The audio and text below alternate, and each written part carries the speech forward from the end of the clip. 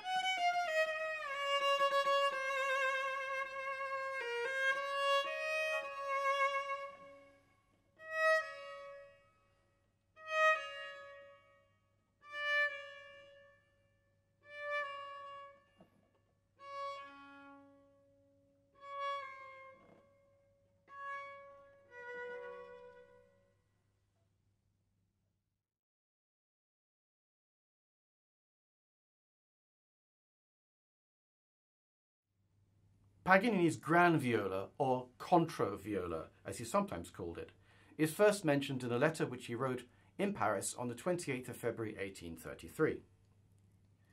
A year later, he reported that he had considerable trouble importing this viola into Britain. He wrote Jeremy, "At last I have retrieved the Grand Viola which I had believed had been lost by the London customs officials. I got it back on the 1st of April.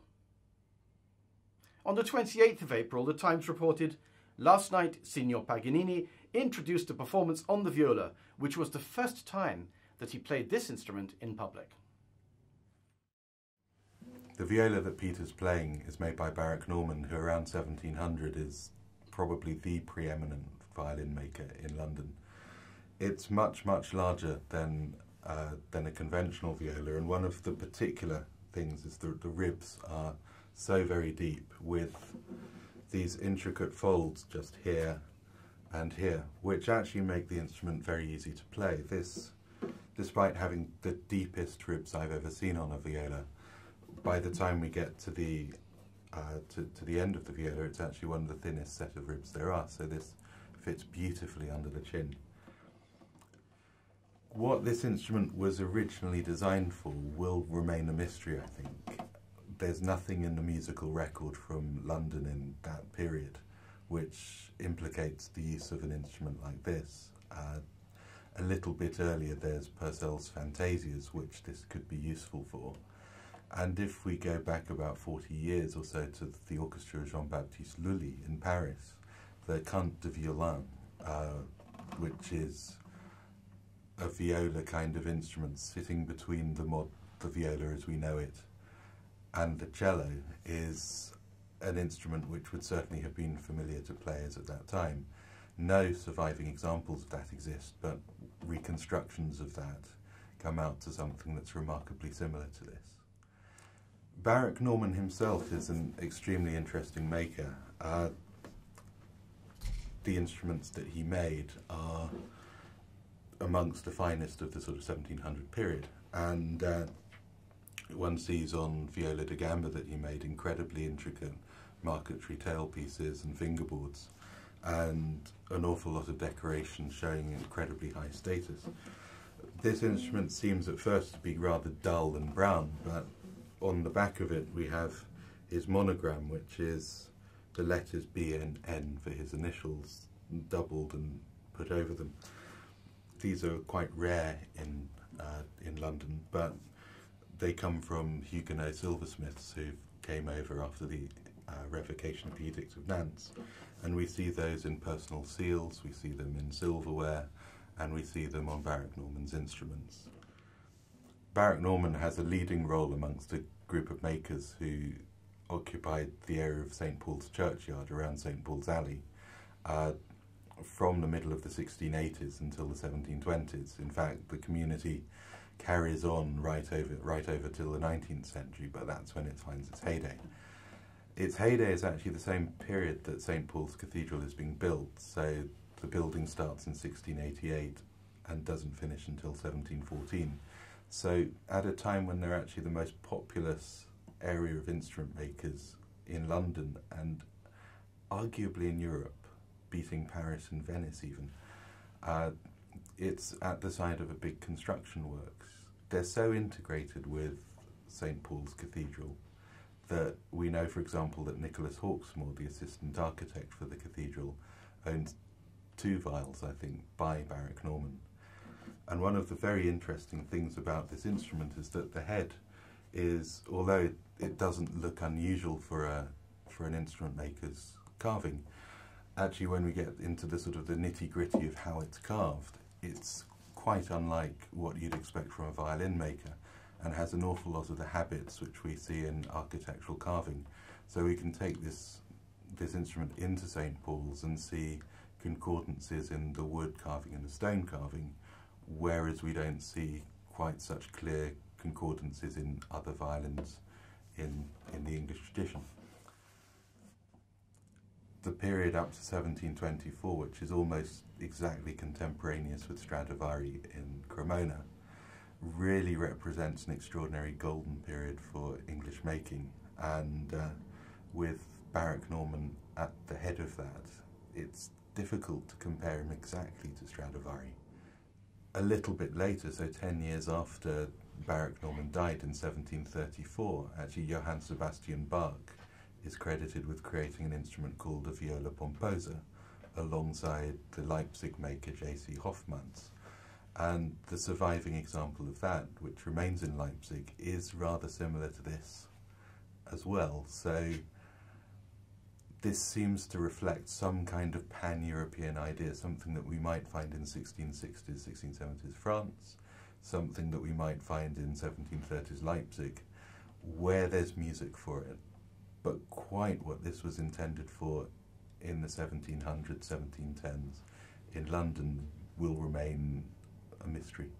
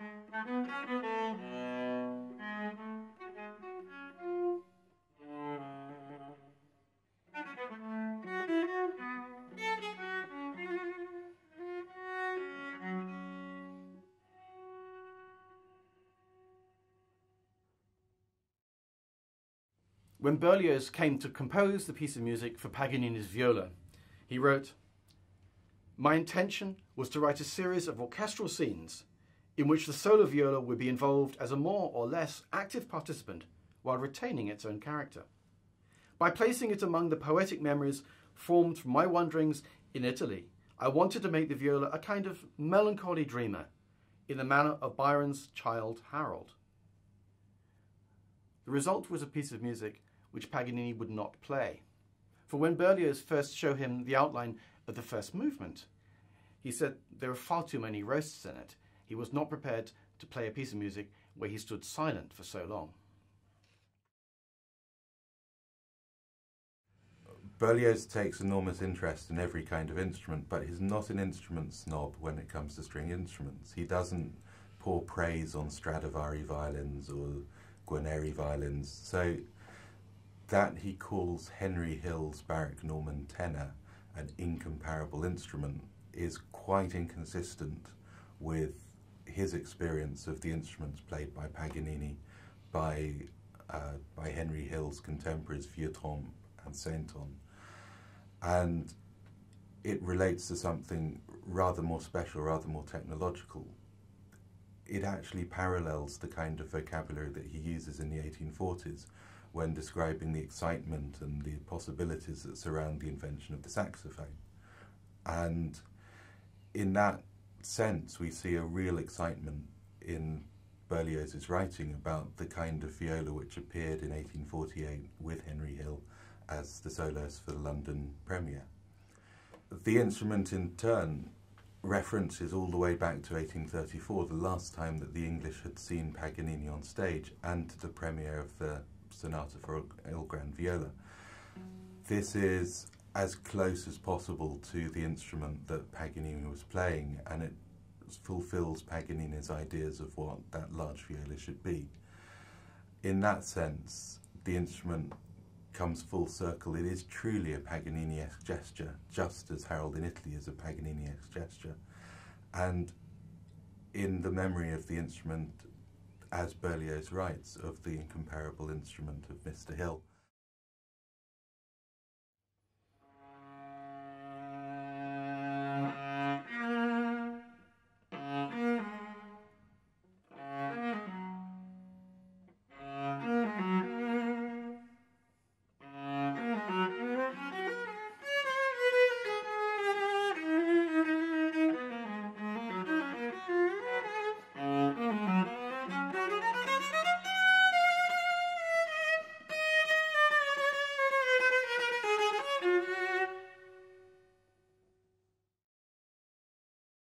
Lord Byron's Childe Harold's Pilgrimage appeared in 11 English editions and 10 French editions between 1818 and 1835.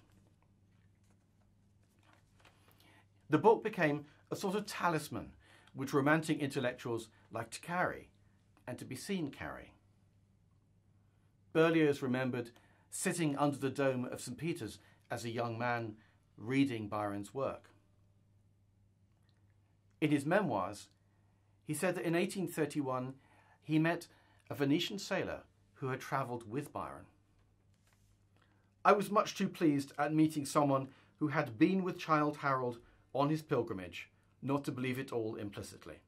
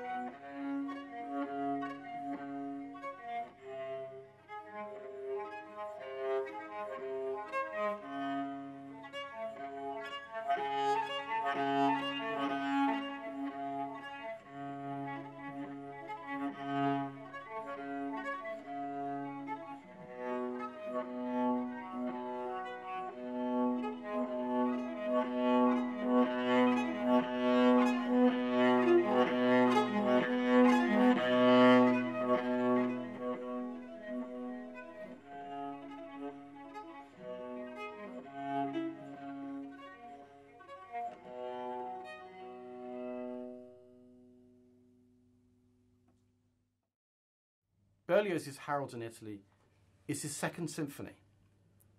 Throughout the piece, the viola represents Harold's character, or perhaps represents Berlioz as he imagined himself as Child Harold.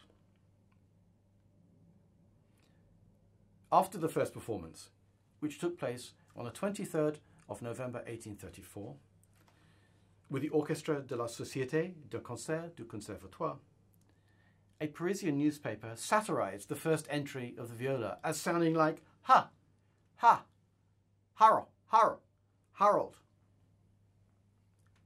The soloist in that first performance was Chrétien Urhan. And 4 years later, on the 16th of December 1838, he, conducted again by Berlioz, gave another performance in Paris. And this time, Niccolò Paganini was in the audience. He was so overwhelmed by the piece that, following the performance, he dragged Berlioz onto the stage, and there he knelt and kissed his hand before a wildly cheering audience and the applauding musicians. A few days later, Paganini sent Berlioz a letter of congratulation, in which he compared Berlioz to Beethoven, and enclosed a bank draft for 20,000 francs. Berlioz would use this money to fund the composition of his Romeo and Juliet, the last piece which he dedicated to Paganini.